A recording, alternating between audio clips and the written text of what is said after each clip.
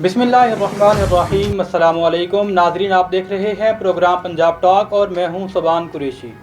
नाज़रीन, कल वज़ीर आज़म पाकिस्तान इमरान खान साहब ने अवाम से ख़िताब किया है और ख़िताब के दौरान उन्होंने एक बड़ा रिलीफ पैकेज देने का ऐलान किया है, जिसके तहत पेट्रोल की कीमतों में फ़िलफ़ोर 10 रुपये कमी का ऐलान किया गया है। और साथ ही प्राइम मिनिस्टर साहब की जानिब से ये यकीन दिलाया गया है कि अगले बजट तक मज़ीद कीमतों को न सिर्फ कम किया जाएगा बल्कि इसमें अब इजाफ़ा नहीं किया जाएगा। इसी तरीके से बाकी रिलीफ पैकेज के अंदर अगर हम देखते हैं तो जो हमारे पास लिस्ट आई है उसके अंदर ग्रेजुएट स्टूडेंट्स के लिए स्कॉलरशिप्स दी गई हैं, फ्रीलांसर के लिए टैक्स में मुकम्मल छूट है, आईटी इंडस्ट्री के लिए सहूलियात और सनती सेक्टर में भी टैक्सेस की रियायत का ऐलान किया गया है। इसी तरीके से बिजली की कीमत फ़ी यूनिट में भी 5 रुपये कमी का ऐलान किया गया है। वज़ीर आज़म ने कौम को एक और खुशखबरी की नवीद भी सुनाई है कि आइंदा आने वाले दिनों में जल्द ही दौरा रूस और चाइना के हवाले से जो अहम डेवलपमेंट वहाँ पर मुआहिदों की सूरत में हुई हैं वो भी कौम के साथ शेयर की जाएंगी। सी पैक के फ़ेज़ 2 के हवाले से जो खुशखबरियाँ हैं या रशिया के साथ गैस का हमारा मुआहिदा है तो वो इस जानिब यकीन दिलाया जा रहा है कि आइंदा आने वाले दिनों में यकीनी तौर पर कौम को रिलीफ फराहम किया जाएगा। लेकिन अब सवाल जहाँ पर यह पैदा होता है कि क्या ये रिलीफ वाक़ईतन महंगाई के इस तूफ़ान को कम करने में अहम किरदार अदा करेगा या सिर्फ पीपल्स पार्टी के लॉन्ग मार्च के खौफ की वजह से अवाम को एक मरतबा फिर लॉलीपॉप दिया गया है। इसी तरीके से हम देखते हैं कि पाकिस्तान पीपल्स पार्टी की जानिब से कराची में जो लॉन्ग मार्च इस्लामाबाद तक चलना है उसका भी आगाज़ कर दिया गया है और उससे पहले पाकिस्तान पीपल्स पार्टी के जवाब में पाकिस्तान तहरीक इंसाफ की जानिब से घोटकी से कराची तक का जो लॉन्ग मार्च है वो भी सिंध में मौजूद है। तो आज के प्रोग्राम में इन्हीं तमाम चीज़ों पर गुफ्तगू करेंगे और हमें ज्वाइन कर रहे हैं पाकिस्तान तहरीक इंसाफ से जनाब रेहान सत्ती साहब, उसके अलावा हमारे साथ राव सनवर अली गोगी साहब मौजूद हैं और पाकिस्तान पीपल्स पार्टी से हमें ज्वाइन करेंगे मलिक आसिफ याकूब साहब। तो सबसे पहले तमाम मेहमानों को प्रोग्राम में मैं खुश आमदीद कहता हूँ। लेकिन मेहमानों की जानिब बढ़ने से पहले मैं चाहूँगा कि वज़ीर आज़म इमरान खान साहब ने कल जो कौम से खिताब के दौरान जो उन्होंने रिलीफ पैकेज का ऐलान किया है पहले वो सुन लेते हैं और उसके बाद फिर आगे बढ़ते हैं। प्रोड्यूसर साहब काइंडली वो क्लिप चलाइएगा। बात वाज़ेह करना चाहता हूँ वो ये कि मेरे माँ बाप एक ग़ुलाम हिंदुस्तान में पैदा हुए थे और जब भी मैं बड़ा हो रहा था उन्होंने ये एहसास दिलवाया कि मैं कितना खुशकिस्मत हूँ कि मैं एक आज़ाद मुल्क में पैदा हुआ। और जब से मैंने सियासत शुरू की बल्कि उससे पहले भी मेरी हमेशा ये ख्वाहिश थी कि पाकिस्तान की जो फॉरेन पॉलिसी हो वो आज़ाद हो। अब आज़ाद फॉरेन पॉलिसी का क्या मतलब है?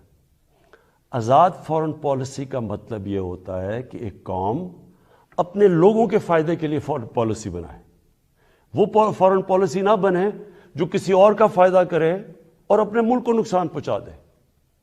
और मैं आपको इस गलत फॉरेन पॉलिसी की मिसाल देना चाहता हूं कि जो हमने अमेरिका के साथ उसकी वॉर ऑन टेरर में जब हिस्सा लिया तो मैं शुरू से कहता गया, मेरी पार्लियामेंट में तकरीरें हैं कि हमारी उस जंग से कोई ताल्लुक नहीं था, कोई पाकिस्तानी मुलव्वस नहीं था। 9/11 में हमारा कोई उससे लेना देना नहीं था।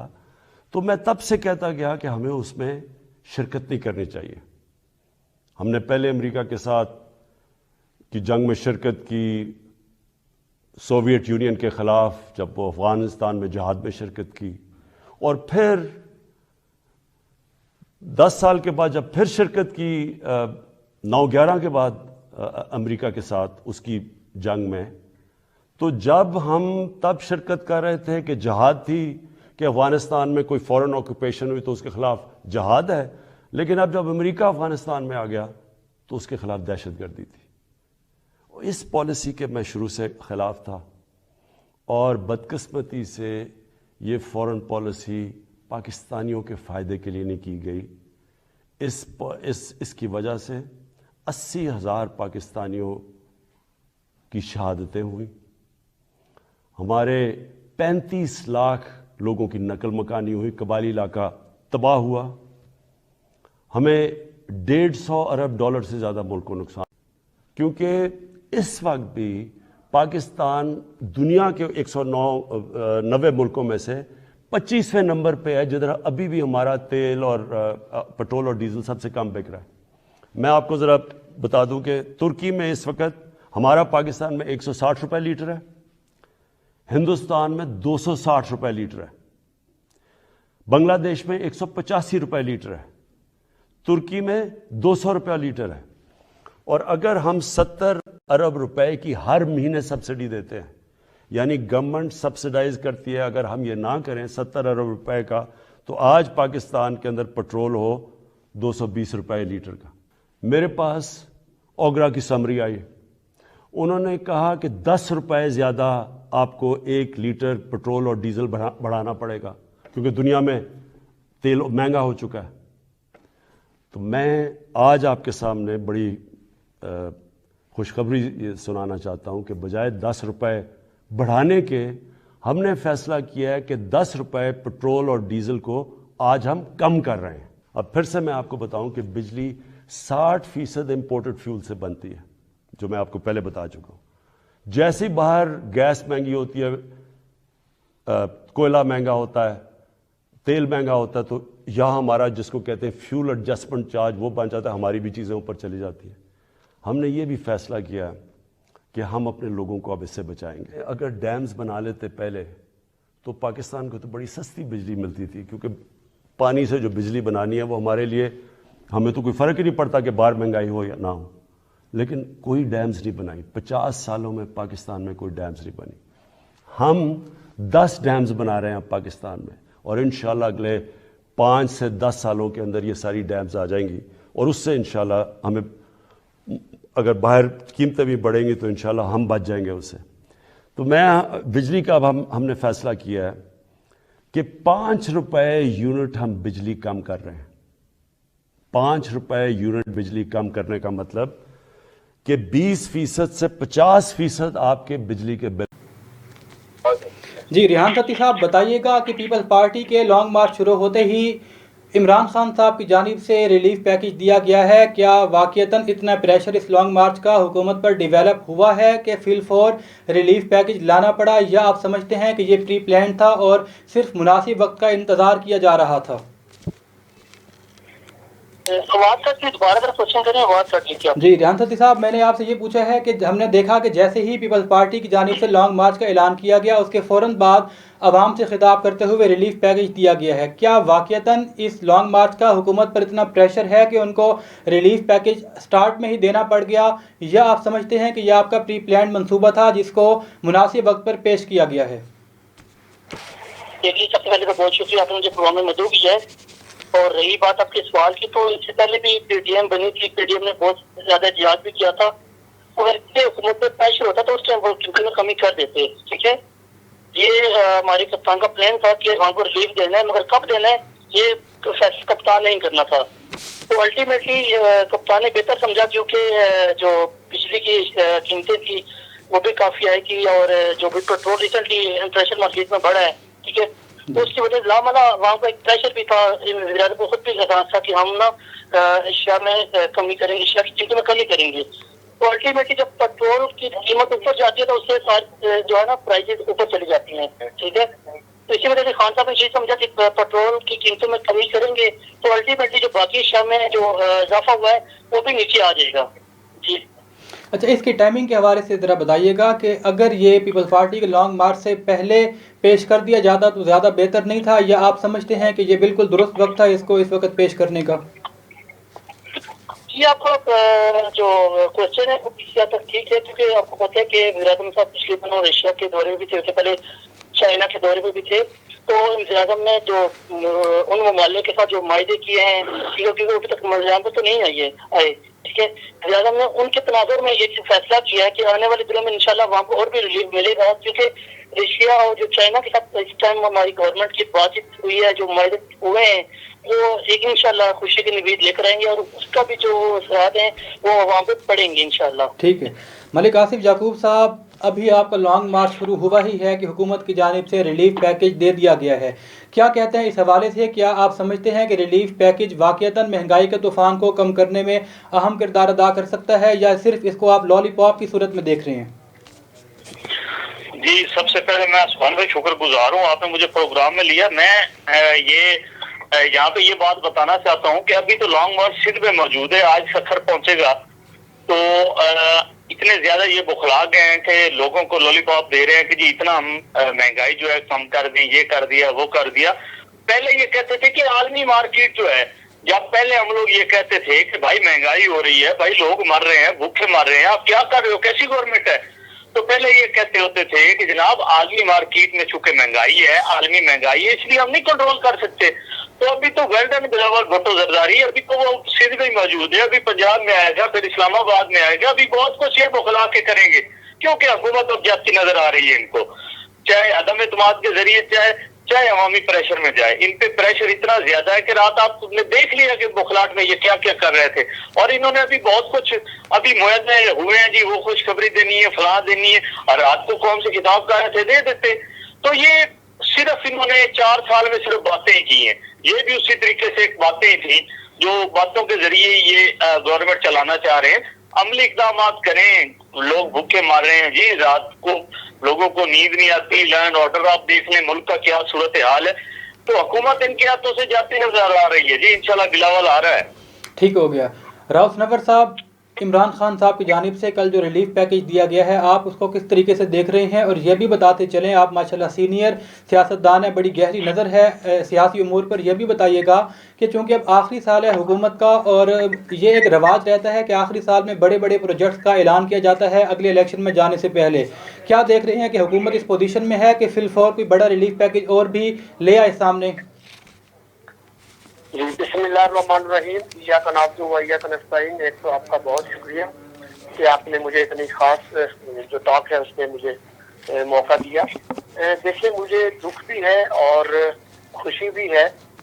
دکھ اس چیز کا ہے کہ جس عمران خان صاحب کو میں 22 سال سنتا رہا، وہ نکلا کیسا، یعنی کہ جیسے جسٹ لائک جیسے نواز شریف صاحب اور پیپلز پارٹی جیسے کرتی رہی کہ سیاست کو سیاسی طریقے سے ہینڈل کرتی رہی، تو کل عمران خان صاحب نے بھی ویسا کیا. ٹھیک ہے، میرا صاحب میں ایک اچھا کتاب تو کہوں گا، تو کیا عمران خان صاحب کو پہلے نہیں سمجھ آ رہی تھی کہ عوام کا دکھ بڑھتا جا رہا ہے؟ لیکن عمران خان صاحب کے روایتی سیاستدانوں کی طرح نکلے، اس چیز کا مجھے بڑا افسوس ہے. میں سوچ بھی نہیں سکتا. میں تو یہ سمجھتا ہوں کہ عمران خان صاحب جیسی باتیں کرتی ہیں، یہ ڈے ون سے عوام کا اصل دکھ سمجھیں گے اور اصل حکمران کی جو میننگ ہے اس کی ڈیفینیشن کو پورا کریں گے اور ایک اصل حکمران بن کے دکھائیں گے. لیکن وہ تو اسی طرح 3.5 سال عوام کے ساتھ ظلم ستم ہوئے. اسی طرح عالمی منڈی میں بڑی یا نہ بڑی، کم از کم ہماری بڑھتی رہی. لیکن اب تو عالمی منڈی میں قیمت بڑھی ہے. دیکھیں، اب یہ جو کریڈٹ عمران خان صاحب جو لینا چاہ رہے ہیں، میں ان کو کریڈٹ، میری نظر میں کریڈٹ نہیں ہے. یہ چاہے بلاول بھٹو صاحب کو آپ کریڈٹ دیں، چاہے اپوزیشن کو دیں، یہ اب کریڈٹ ان کو ملے گا، خان صاحب کو نہیں ملے گا. جی ٹھیک ہو گیا. اچھا، ریحان ستی صاحب، پاکستان پیپل پارٹی کی جانب سے جو لانگ مارچ ہے وہ سکھر کے قریب پہنچ چکا ہے اور آنے والے 1-2 دن میں وہ پنجاب میں داخل ہو جائے گا. کیا سمجھتے ہیں کہ لانگ مارچ آپ کی حکومت کے اوپر کس حد تک پریشر ہے؟ یہ جی سوامی، دیکھیں، ہمارے کو کوئی پریشر نہیں. ہم نے پہلے کہہ دیا کہ یہ آئیں، ٹھیک ہے، یہ قانون ہاتھ میں آنے، بے شک ادھر آگے بیٹھے بھی رہیں، ہمیں کوئی اعتراض نہیں ہے. ٹھیک ہے، ان کا جمہوری حق ہے، یہ ہر پارٹی کا جمہوری حق ہوتا ہے. وہ احتجاج کرے، وہ حکومت کے خلاف جو ہے نا آواز اٹھائے، کوئی غلط اقدام ہے. اپوزیشن کا بیسیکلی کام یہی ہے. مگر پچھلے جو 3-3.5 سال گزرے نا، یہ اپوزیشن کبھی جیل میں آتی تھی، کبھی جاتی تھی، کبھی آتی تھی، کبھی جاتی. یہ صرف ڈیلوں میں لگی ہوتی کہ ہمیں ڈیل مل جائے، ہماری جو کرپشن کے پیسے ہم نے چرائے ہوئے ہیں، جو ہم نے چوری کی ہوئی ہے، اسے ہماری جان چھوٹ جائے. ٹھیک ہے، زرداری صاحب جب پیش ہوتے تھے جیلوں میں تو وہ ویل چیئر بیٹھتے تھے. ٹھیک ہے، بیماری کے بہانے کرتے تھے.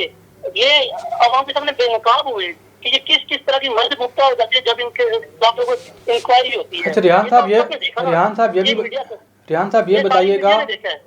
صاحب یہ بتائیے گا کہ جو لانگ مارچ چل رہا ہے، کیا اس کو پورا اسلام آباد میں آنے کا انتظار کیا جائے گا اور اس کے بعد پھر مذاکرات اور کچھ پھر ہم دیکھیں گے کہ جس طرح ہمیشہ ہوتا ہے کہ جب اسلام آباد میں تمام سیاسی جماعتیں اپنے اپنے بندے لا کر وہاں بیٹھ جاتی ہیں، پھر حکومت وقت کی جانب سے وہاں پر مذاکرات چلتے ہیں اور پھر کافی لمبا چوڑا وہ ایک جو ہے بدامنی کی کیفیت طاری ہو جاتی ہے. تو پہلے ہی ان کے ساتھ کچھ بات چیت کی جائے گی یا حکومت چاہتی ہے کہ اسلام آباد آ جائیں؟ یہ دیکھیں، ہم تو ان کو روکنا بھی نہیں چاہتے نا، بے شک آ جائیں. یہ بالکل جیسے یہ اپوزیشن کی طریقے اعتماد تحریک ہے، کوشش کر رہے ہیں، کابشیں کر رہے ہیں. یہ بلاول نے کہا کہ میرا لانگ مارچ ہونے سے پھر ہم اعتماد آئیں گے. ٹھیک ہے. بیسیکلی ان کے آپس میں اتفاق ہی نہیں ہے. ہمیں پتہ ہے کہ اکیلا بلاول کیا کرے گا. ٹھیک ہے, ہم پیپل پارٹی کو پچھلے 50 سال سے جانتے ہیں. ٹھیک ہے, یہ مہنگائی ہمارے دور میں تو نہیں ہوئی نا, سب سے زیادہ مہنگائی تو پیپل پارٹی کے دور میں ہوتی تھی. ٹھیک ہے, سب سے زیادہ جو لا اینڈ آرڈر کی سچویشن خراب ہوتی ہے پیپل پارٹی کے دور میں ہوئی ہے. زرداری صاحب تو مسٹر 10% کے نام سے مشہور تھے. ٹھیک ہے, یہ باتیں ہمیں تو نہ بتائی جائیں, ہمیں نہ بتائی جائیں. بے شک ہم طاقت میں نہیں ہیں, مگر ہمیں پتہ ہے. ٹھیک ہے, عمران خان کا جو نوجوان آیا نا, پڑھا لکھا نوجوان آیا ہے. ٹھیک ہے, جو سندھ میں محرومیہ ہے نا, وہ سندھ کے وہاں پہ پوچھا جا کے آپ سندھ میں چکر لگا کے, میں آپ کو یہ کہتا ہوں, نہیں تو میرے ساتھ چلیں, میں آپ کو دکھاتا ہوں کہ سندھ کیسا ہے. پچھلے 15 سال میں کنزرویٹو کی حکومت ہے. ریحان صاحب, میرا اگلا کوشچن, جی میرا اگلا سوال بھی اسی حوالے سے ہے. ملک صاحب, آپ کی طرف آنے سے پہلے میں چاہتا ہوں کہ بلاول بھٹو زرداری صاحب نے کل جو مدار قائد پر لانگ مارچ کے شروع کرنے سے پہلے جو اسپیچ کی, ہم وہ بھی سن لیتے ہیں. اور شیخ محمود قریشی کی قیادت میں پاکستان تحریک انصاف کا جو گروپ جو لانگ مارچ کی صورت میں کراچی کی جانب گامزن ہے, وہاں پر شاہ محمود جو کہہ رہے تھے کہ ہم نے 15 سال کا حساب بلاول بھٹو سے لینا ہے اور اپنے 5 سال کا حساب بھی دیں گے. پہلے ذرا ان کی وہ باتیں سن لیتے ہیں, پھر آپ سے میں اس پر آپ کا تجزیہ لے لیتا ہوں. پروڈیوسر صاحب ذرا وہ کلپ چلائیے گا.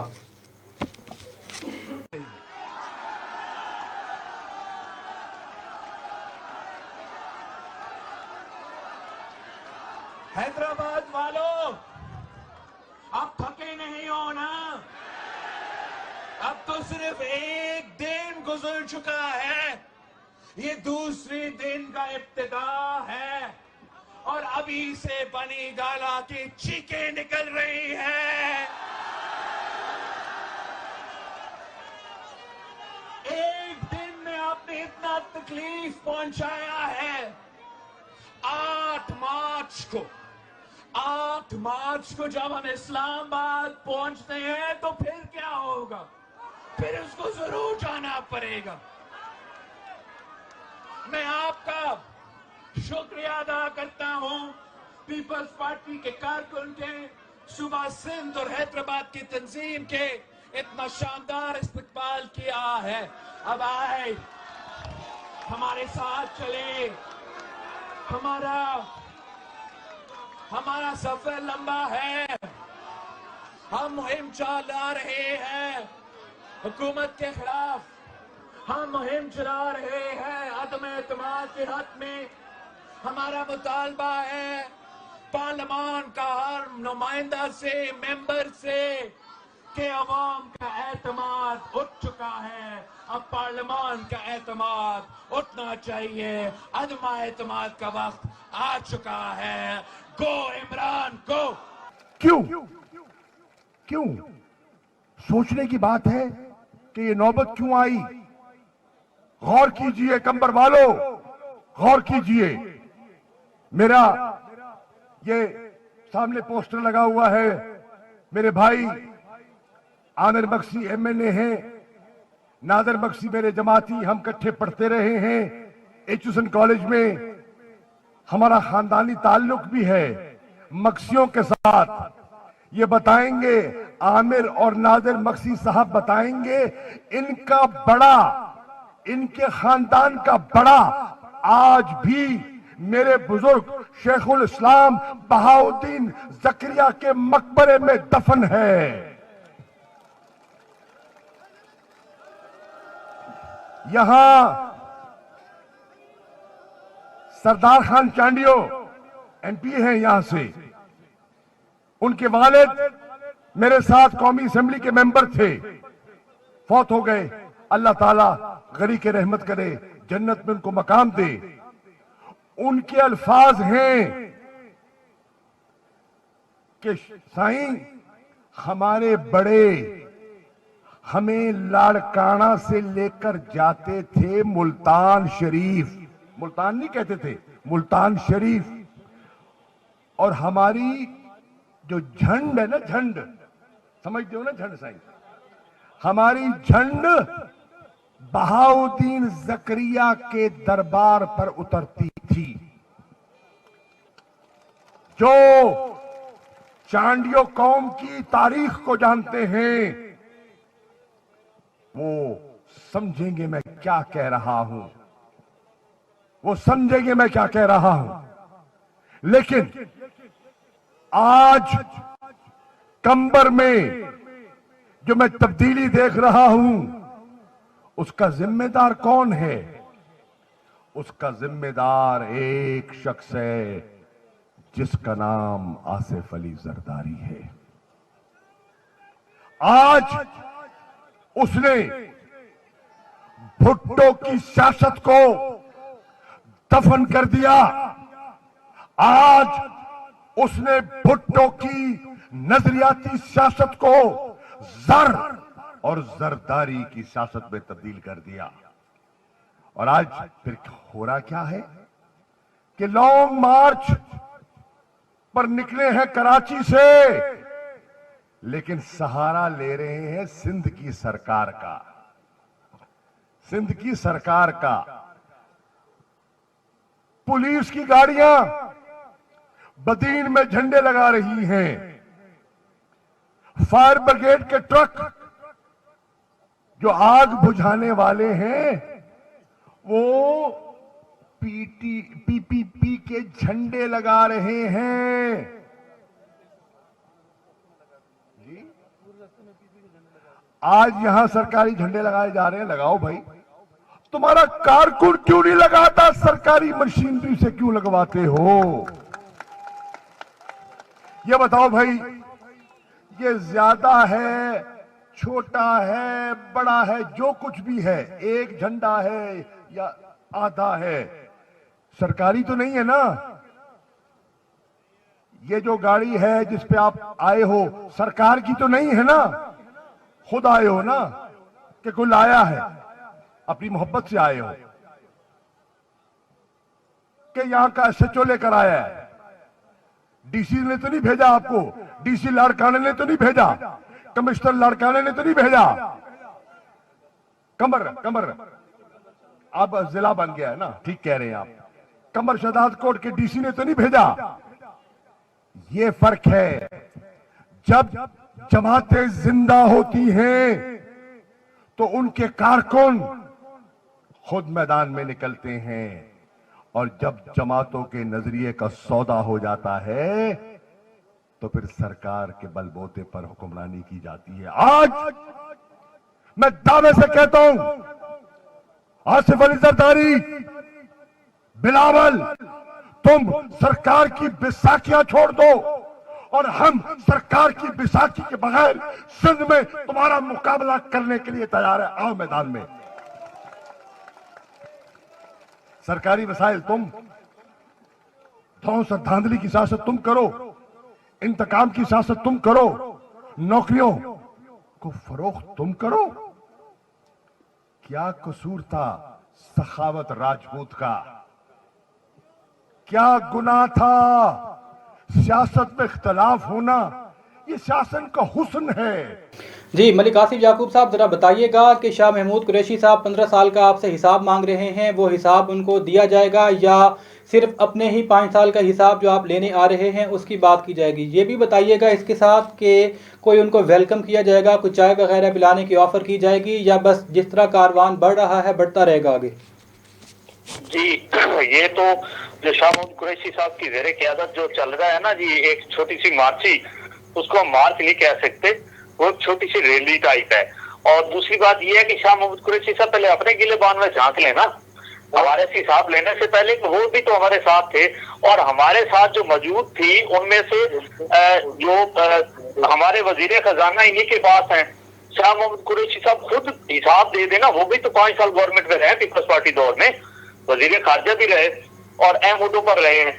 दूसरी चीज ये है कि ये जो बात कर रहे हैं सिंध की महरूमियों की, सिंध में अगर पाकिस्तान पीपल्स पार्टी कुछ करती है ना, तो पाकिस्तान पीपल्स पार्टी 15 साल से इक़्तिदार में है, और इंशाल्लाह पाकिस्तान पीपल्स पार्टी आंदा वफाक में भी इक़्तिदार में आएगी। दूसरी बात आपने ये की कि अभी मेरे भाई कह रहे थे कि जरदारी साहब जो है वो व्हील चेयर पर थे।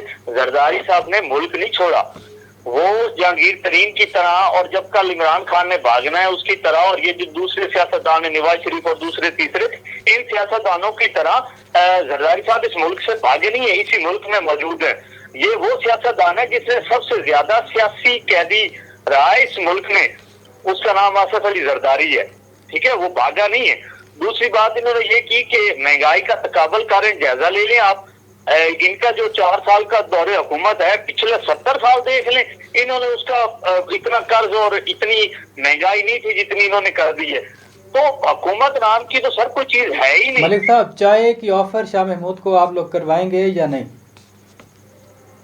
हम तो हाजिर हैं जी, हमारे दिल बड़े हैं, हम इनकी तरह नहीं है। सिंध में किसी जगह पे इनके कारकुनों को रोका नहीं गया, किसी टैक्सी स्टैंड पे इनको रोका नहीं गया, जबकि पंजाब में ये कर रहे हैं। मैं आपको बता रहा हूँ, मैं आपके प्रोग्राम के तवज्जो से ये बात बता रहा हूँ कि हमारा डिस्ट्रिक्ट जंग जो है उसमें जो हमारे उहदेदारान है उनको डराया धमकाया जा रहा है, और जो गाड़ियां बुक थी उन गाड़ियों को, क्योंकि 4 तारीख को यहाँ से काफिला चीचा वतनी में इस लॉन्ग मार्च का हिस्सा बनना था, तो उनको गाड़ियों वालों से इन्होंने पैसे वापस करवा दिए हैं जी।